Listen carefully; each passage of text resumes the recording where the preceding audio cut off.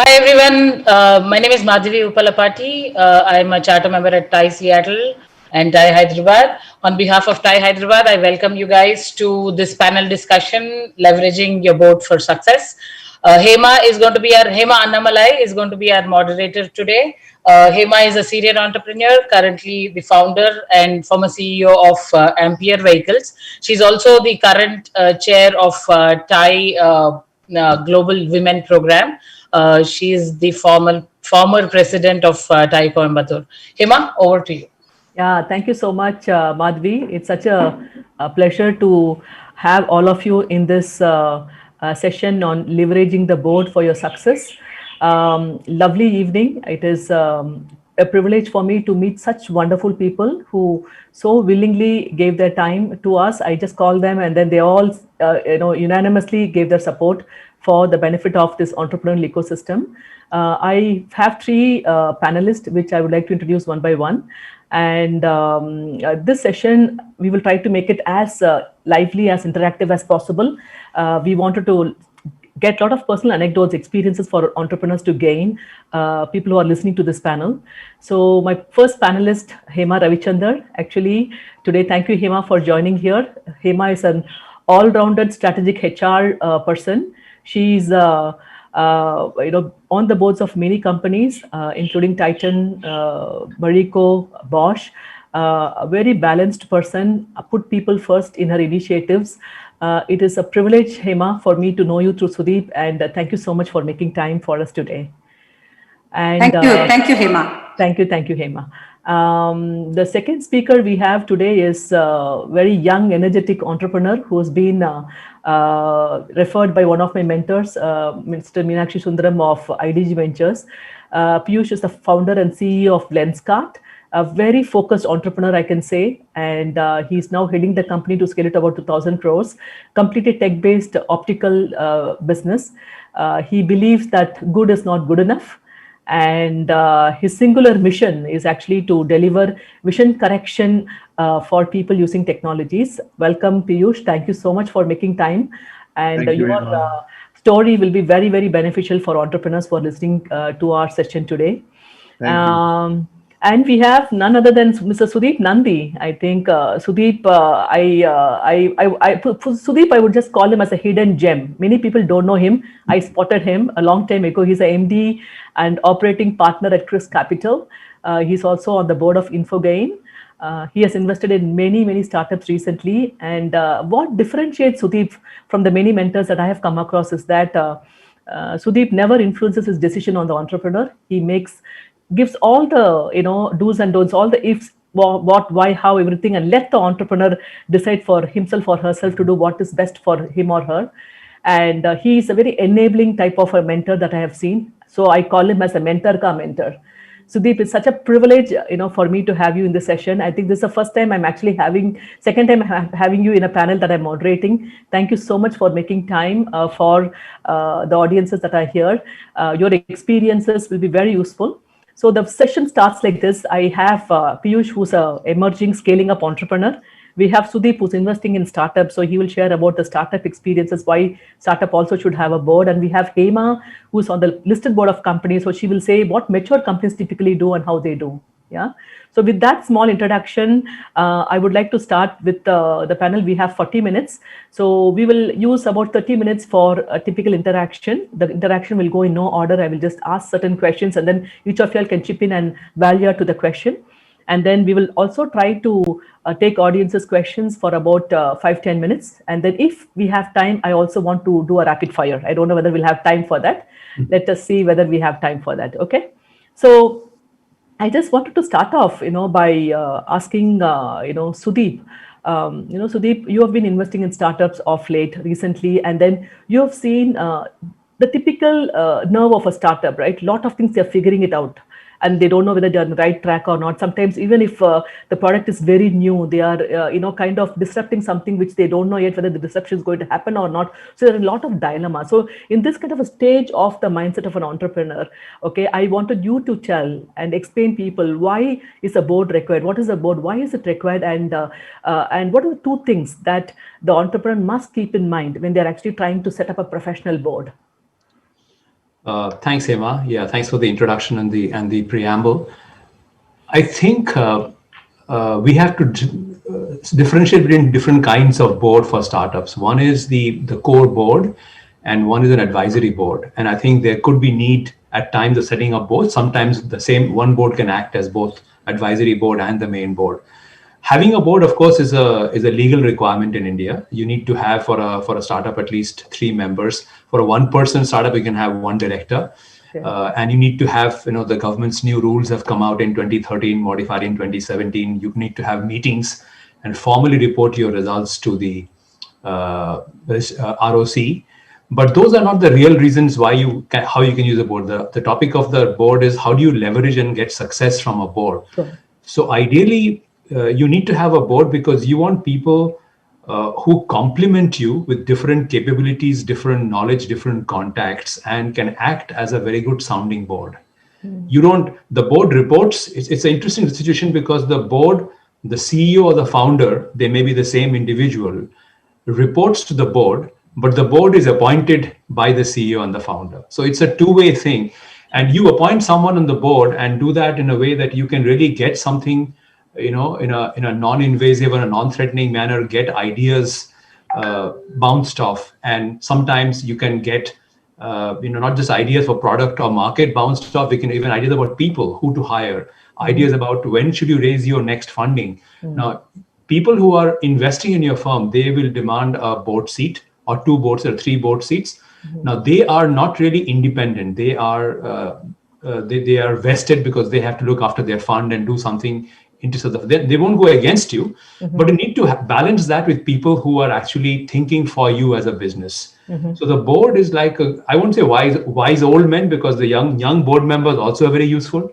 Sure. So I work in a private equity, and we typically have a very supportive board because the goal is at the end of 3, 4, 5, 7 years, whenever we do an exit, everyone, including the CEO and the founders, make money, right? So we are together hand in hand.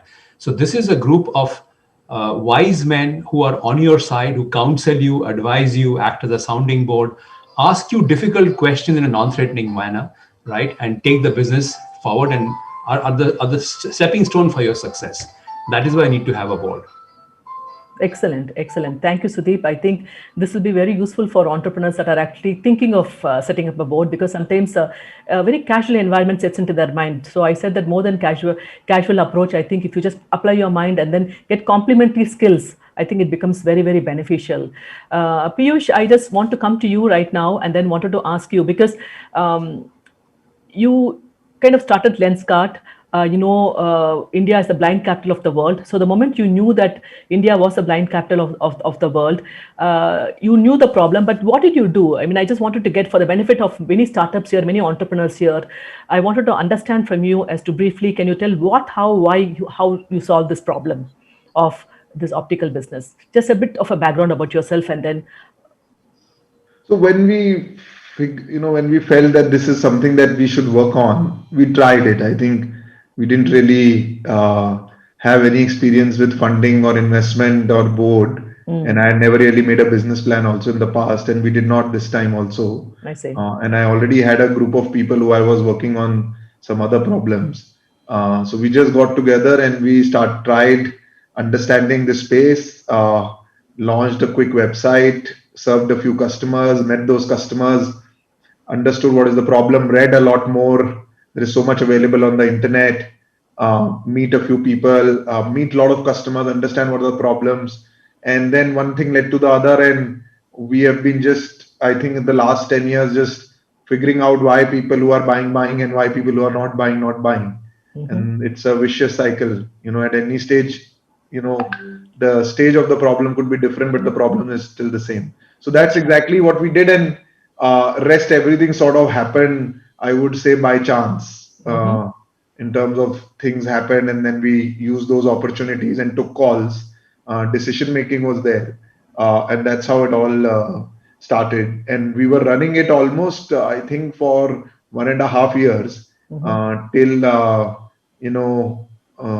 people knocked on the door and said, "What are you guys doing?"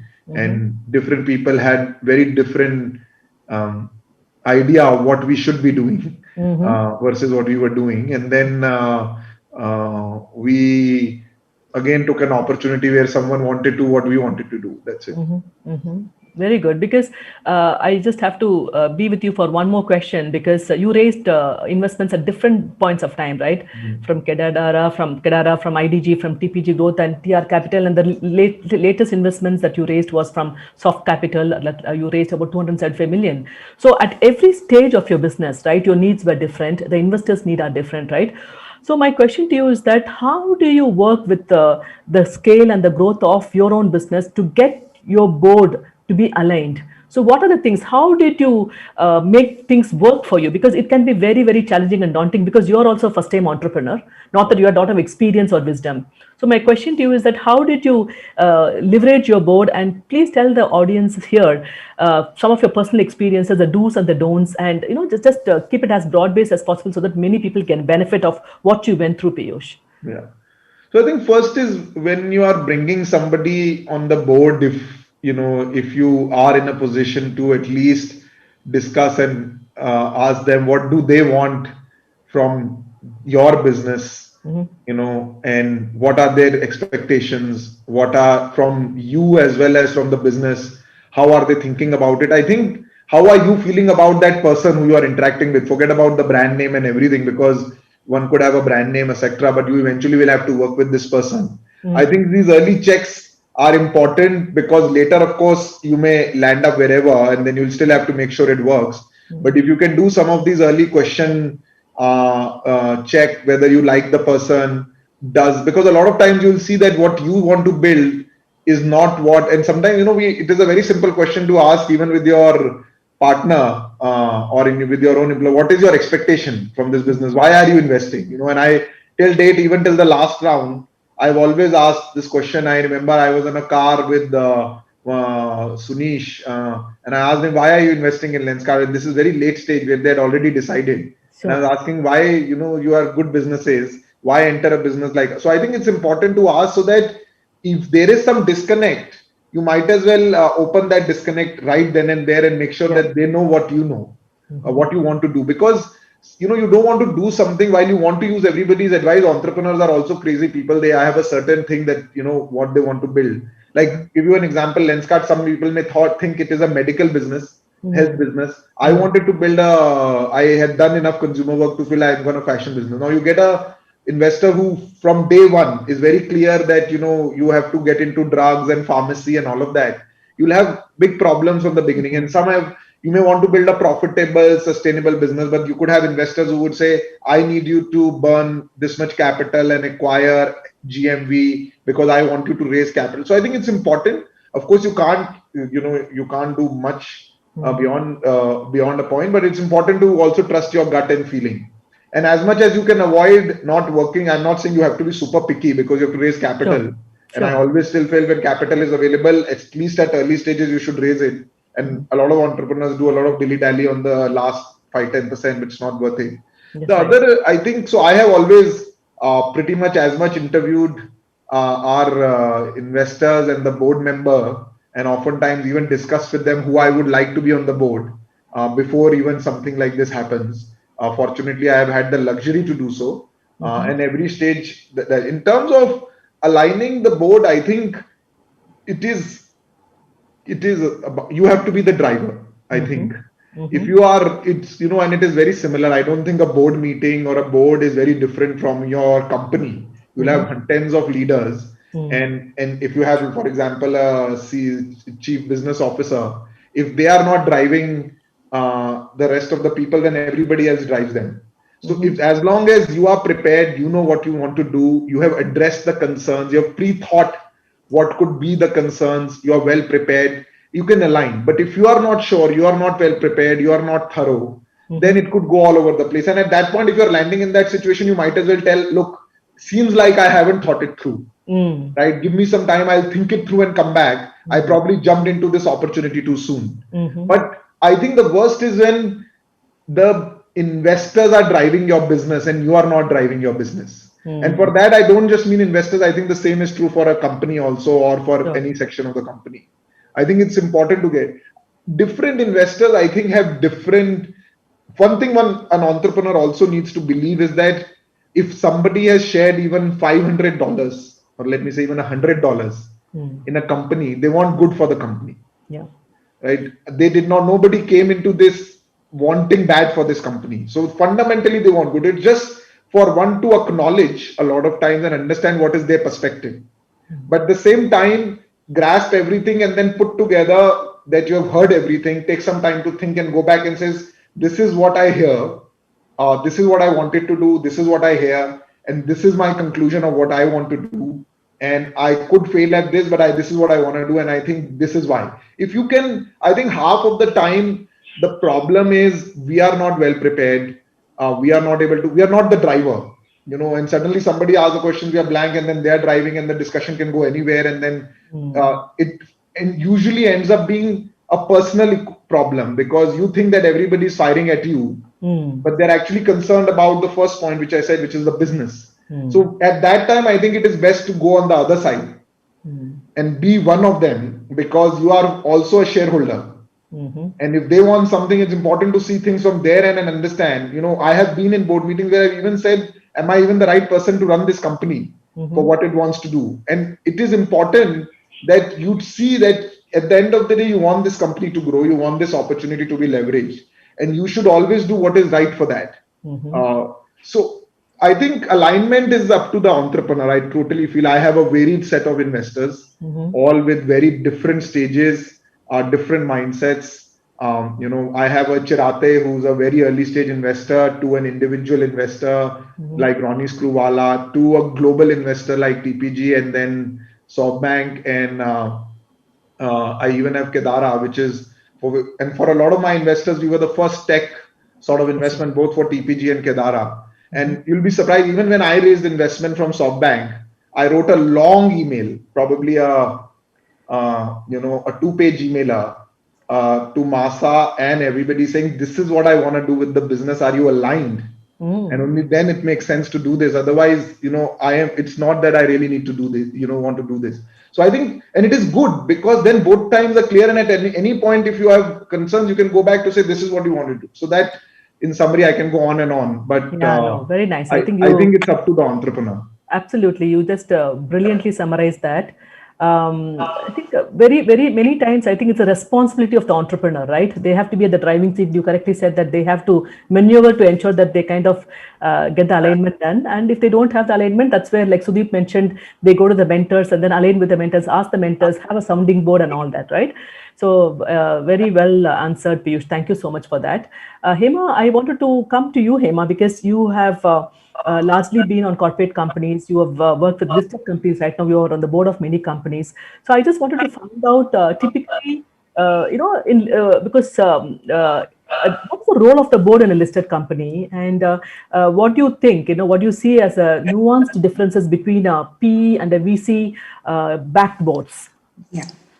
So, I just want to step back a bit and say that my executive career almost started with a startup. I was, when I joined Infosys, there were 250 people. And of course, though it was many decades ago and maybe the startup scenario is different, but it was a very different kind of a scenario in a startup. And a startup has a board which consists of its own founders. Maybe somebody is a mentor, somebody is an angel investor, the first employee probably of that company. So they all come together, quite distinct from the management committee.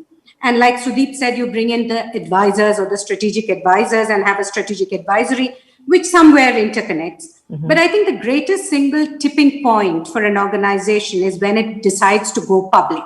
Yeah. And when you do your first investor call. And I call it like, because the public perception of your governance, the way you handle different stakeholders, the way you communicate information, all that completely changes. Perception of transparency, etc. I remember our first investor call after we went public and the IPO, and it was an eye-opener. And when we did that in NASDAQ, it was another eye-opener. So I think the protection of the minority shareholders becomes very, very important in a listed company. And that's why you have the independent directors. And a board, of course, will consist of the chairman. It will have the non-independent, executive or non-executive, and it will have the IDs. And when you look at the board holistically, you'll have areas that the board should partner in, areas that they should monitor, areas that they should totally stay out of, and areas that they should really take charge of in a listed company. For example, the central idea of the company, the selection of the CEO, how the succession planning of the execution of the company is going is very much a board mandate in a listed company. What they should focus on monitor, of course, is shareholder value. What they should partner with is strategic co-creation. They can critique, but it is the management's job, it is the executive job to really create strategy, risk appetite, risk resilience, resource allocation, all of that. And what they should completely stay out of is operation and execution. Now, so that I think is a very good framework to keep in mind when you look at a listed company board. And that's quite different from the PE VC backed board, because there the board is actually involved in the entire, especially the board members are involved in the life cycle of their investment in that particular company. So you are a working board, so to say. So while you may continue to do things where you partner, where you stay out of, where you comply, and where you actually take charge of, there is an element of workingness in a PE VC board through the entire life cycle. And it's really people who, like Piyush mentioned, if I've invested even $500, I'm interested in the stake of the company. Whereas in the public listed, there is the minority shareholders' voice, which is never heard, and hence you have the IDs. So I think that's the first thing. So these are working boards. They are throughout the entity. And they also have to do what Sudeep mentioned, which is business development, strategy formulation, and even fundraising if required. And of course, in times like these, we're talking about the pandemic, they have to keep the lights on. They have to ensure that the operations of the company or the PE VC-backed companies' operations are running. They have to look at both equity health and they have to look at employee health. They have to look at how companies are actually moonshotting or how they are looking at disruptive developments and grabbing opportunities in this space. So I think the PE VC-backed board is quite different from the listed company board. It would do well for PE VC-backed boards to shadow some of the compliance requirements, the partnering requirements, the culture requirements, which are required in a listed company. Because when you go in then to the IPO, you come with credibility of having done that, been there. And you're not doing it for compliance to listing, but you're doing because you already did it and it was in your DNA. Excellent. I think, Hema, you should come with a book. This will be for startups. I think it will be very, very useful because you've been on the large boards. Very simple techniques, the do's and don'ts. I think if you come out with, it will be a phenomenal resource for entrepreneurs because sometimes they are clueless, I've seen many entrepreneurs come to us and then ask for suggestions, and I feel sometimes you feel very sorry for them. It's just that, because I have, mentors around me who can help me out, but they're all coming from very smaller cities. Don't know much about it at all. So definitely, through this panel, we are making a request to you, Hema. I think you should come with such a book because it will benefit people. Very simple for Indian audiences. I think Indian startups need your help. Okay. So I just want to make one additional point here, Hema, is that, so like Piyush mentioned, you must be very clear what your board comprises of. Yeah. Whether it's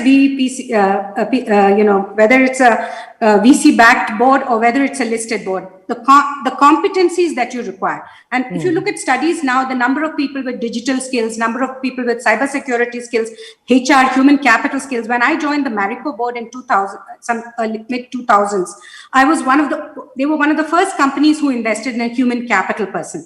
But now the number of people who really want, so you need to have a board which looks at the skill sets. You also need to have a board which has excellent chemistry. And my belief is that chemistry will not happen by serendipity.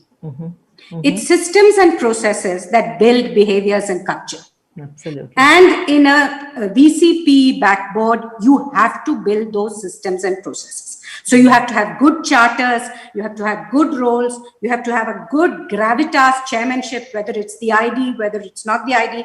You have to have minute taking, you have to have member secretaryship, you have to have action taken reports, responsibilities, who holds that responsibility, transparency from the leader in terms of, opening up the senior management to the board.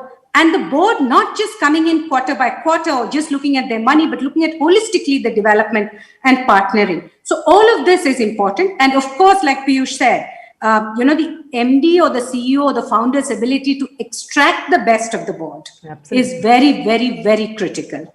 And not everybody is naturally that, some people are more technocrats, some people may be more introverts. And that ability, if a chairman or a lead independent director in the VCP backboard can give that help and mentorship, it will go a long way in leveraging that board. Absolutely, absolutely. Very well said, Hema. Excellent. Sudeep, I want to ask you one question, Sudeep, is that, sometimes how do you maintain a culture of open dissent in boards, right? Sometimes it can be very, very challenging. Sometimes you have entrepreneurs getting influenced, egos coming in the way. So how do you have that culture of open dissent in organizations, in boards particularly?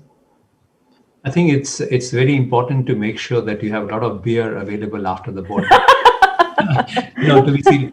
I think it's a learned skill. I think constructive confrontation is what is very important, because in the firm where I work, the private equity firm, everyone has a vote for every investment. Even if you have joined yesterday, you're an associate, you can actually say no to the partner but justify why you say no. Because the ROI is too little, or because the risk is too high, or the entrepreneur is not good enough, or whatever. So the mood is set by the CEO on the one side in the company and the chairman in the board. That what is discussed here, you please speak your point. Give the debate, because the more open the confrontation, based on logic, it's against the issue and not the individual, right? It's something that's got to be, like Hema said, it's not happened by serendipity. It's got to be worked on. You got to create that culture, give the point, give the whole thing. So that debate is something that's very important in the board. So one of the things that you should not therefore do is don't appoint your good friend and your father or your brother or your uncle or aunt in the board because you can control them, or they'll do what you want to do. That's the wrong thing. Then you're not getting the value out of the board. That's right. As Piyush rightly did, I think no matter who the investor, you are keen to get their money. They are also as keen to invest in you, because they think you are on a right highway. So you have a right. Interview is a two-way process. They interview you, you interview them, right? Likewise, as the board members, select the board members, spend time doing that, right? And then you see that is the person who's going to ask me tough questions, and the tough question should be, the one that he thinks that this is a high risk, and why he or she thinks high risk. So like, you have to get to their intent of why they are saying, what their perspective is. One needs to probe deeper and do that. And I think that culture needs to be set by the CEO founder and the chairman of the board to really get constructive criticism, heated debate on a topic. And at the end of that, you decide one way or the other. But after you've decided, stay with the decision and then go out together and have a beer. That's where the beer comes in. But it's important to do that, because unless you have that culture, boards become very boring, and boards, the post-board, whispering and all that kind of stuff happens, which is something totally avoidable and not at all doable. Absolutely. Very well said. Because I think both Piyush also mentioned the same thing, and Sudeep, you also, revoiced the same thing. Because I want to tell all the listeners here, sometimes when you get an investment from a professional HNI or a VC or a PE, sometimes you're not indebted to them. You have the right to ask back them the questions. You have to sit and talk with them and exchange, have a dialogue. Sometimes I find particularly entrepreneurs from smaller cities are so scared even to ask. I've invested in some companies, and I can see the entrepreneur, just believing whatever I say. I said, don't do that. Just have an open dialogue. Sit with them. Go for a cup of coffee. Talk to them. Dialogue. Tell your problems. Mentally vent out. Whatever is it in a professional manner, positive manner, to ensure that you have a board that listens to you. At the same time, they empathize with your problems, and then come with a constructive solutions for problems that you have in your mind. I think this is wonderful, actually. And then Piyush, I have another question to ask you, Piyush, in terms of you mentioned about the board alignment, but then I just wanted to also ask you, are there any experience of yours where it did not go well, for example, right? You have written a long email, you thought everything was in order, but something did not go well, right? I wanted one experience of yours where it did not go well, and how did you manage as an entrepreneur in the driving seat? See, managing board is a process. I think it is, you learn along the way. You have to be, it's not like your first board meeting and your 100th board meeting will be the same. Yeah. And hopefully it should not be. If it is, then something is wrong. You're not learning from your mistakes. I think I'll come to the example, but I think, it is important that, you start building credibility with your board. And it will not happen in your first board meeting. It may not happen in your fifth board meeting, but it will start happening. And if you're worried that why it is not happening, you need to introspect why it is not happening, because you're probably doing something. And there are some ways to build credibility with the board. And the first rule, my rule, is be 100% transparent. And I don't know about public companies right now, but I can tell you that in a VCP backed board where you're not public and this is still an internal discussion, you have to be honest and 100% transparent to your board. At least that's the rule I have followed. Whether things are good, they're bad, they're unknown. If you feel that, if somebody in a board could ask why this quarter was bad, you can, because you should see this group of people as somebody who you want to share your views with, what you're feeling, and leverage them. If you're going to make up an answer at that point, it was Diwali this weekend or something, it is not a good idea. Sure. Right? You don't build credibility with a board like this. You build credibility by saying, look, I thought I will go all in, I would invest in marketing, Diwali banged, I don't know what happened, I hired this guy, but none of that worked out. Seems like I got a restart. Or what do you? I think rule number one to build credibility is they can trust you and they're not doubting you at any point in time. I think it's very, very important, at least in a closed room, VCP backed board, early stages, at least try and be as transparent. A lot of people will tell you, should I share this with board? A lot of people, in our company, a lot of times when our board members, sometimes I tell them, okay, go talk to this board member. They ask me, is there anything I should know what I should not tell them? I said, no. If you figure out something, then please do tell them, because I may have missed it. Okay. Right. So I think it's very important. Second, I think you have to understand that it's a question of capital and you're just early stage, you're investing money. There are certain things they may want to over review, and there is nothing wrong about it. Right. And over a period, you could build credibility where even things which are documented, which should be reviewed with them, nobody will care about it. So it's important that you follow that discipline. Over communication can never hurt. Right. Absolutely. Even at this stage of the company, when COVID happened, I'll give you an example, and I've never done this in 10 years, and we are a very, very late stage company. I created a WhatsApp group with all my investors, even the ones who are not board members, and I used to send them I put an auto tool which would give them weekly update of our sales and numbers. Right? Because it is a stage and a time like this where, over communication cannot hurt. So I think over communication is very, very important. Being absolutely clear of what you want to do. Third, I think you need to leverage your board meetings. I think a lot of people do not leverage, and Sudeep used the word boring. I have tried and I think succeeded in not making our board meetings boring, right? Because the board meeting is not for the investor. I think it's for the entrepreneur. Okay. I genuinely think. There is one question that's actually, which has come, I think this is a very generic question. Every startup has this question, is that startups, do you think, have the time and money to manage all the things what Hema Ravichandra said? And that's a mistake every startup make. They think that when you have a board, it means a lot of time, effort going on, and the entrepreneur don't have time. I wanted all of your quick half a second view on this. Sudeep? So what Hema mentioned was an ideal stuff which is there for public boards. But the essence of that is something which even a private board or a VC board needs to have, because the improvement of business success. So you don't have to do all but at the same time, when you don't have to do everything, doesn't mean don't do the legal stuff also. You must have protection to do the bare minimum legal stuff that's required in terms of reporting and all that stuff. But absolutely, the core of the even public company meeting is what Hema mentioned about alignment, about future strategy and all that you have to do.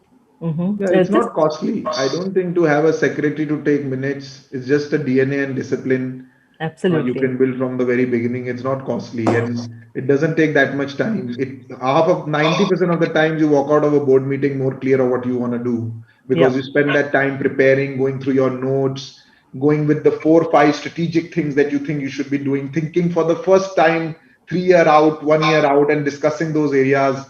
And which in a day-to-day early stage business you may not get the time. So I think it's actually quite useful to do that. Yeah. So I think I've got to do that. I have to close. You should never ask the question how to manage the board. The question should be what can I get out of the board? Yes. Yeah. That is the question to ask. Key question, not how do I manage the board? What do I get out of the board? Getting a mentor, Hema, helps. I think I have had a mentor. Ronnie was there with me from our Series B, and he has run boards. Early stage as well as when he was public, and I've always used his help to learn and grow in managing board meetings and grown. Yeah. And many of this is all about discipline. Yeah, Like Piyush said, it is discipline. Absolutely. You know, if you don't have the discipline of recording what has been decided and saying who will do it and by when and what will be the metric, come the next meeting, it will be like writing on water. Absolutely. And you'll start from base zero. Absolutely. And that is hardly time that a startup can waste. Yeah. Absolutely. Second, if you don't have the chemistry which comes from some of these processes, if you don't spend time in rejuvenation, reviewing your own capacity as board members, how are you going to have that ability to trust and transparent and talk to each other? And if you don't talk about the talent pipeline, how are you going to have a great leadership when you scale and when you go, IPO? Yeah. So then you'll be scrambling. So don't do it with all, but the spirit, like Sudeep mentioned, is very important. And if that's not there right at the beginning, it's very difficult to don that cape at the end. Yeah, very nice. Excellent. I would like to just close last 1 minute by just telling the audiences that, as Piyush mentioned, 100% transparency, and then completely being transparent and being very clear about it, articulating your problems very clearly, I think is one of the biggest thing that you can do for yourself. And Sudeep also mentioned that get a very capable sounding board, okay, which can be the startup. It cannot even be a very formal board, but a kind of your advisors, mentors who can be a sounding board for you. And Hema mentioned that if you don't prepare all this when you go into a listing mode, you will be kind of firefighting with absolutely. You will not be an executing company at all, and you will not have executional leadership shown to people. So I think with that, I just wanted to thank all of you. I don't have much time, so I cannot do a rapid fire today. Sorry about that. I wanted to actually put you guys on spot to ask you some questions. I prepared it, but then no time, I think, because the other panel is coming already. So thank you so much, Hema, Ravichandra, for making time, Sudeep, Nandi sir for making time, and then Piyush for making time for this lovely, Thai Global board. I think I will want to make a request to all of you that this session will continue with other sessions also, because many people have asked me that this is very useful and we have to, do this one more time. So please make some time for this and then let us give back. Thank you so much, all of you. Thank you for having us. Thank you.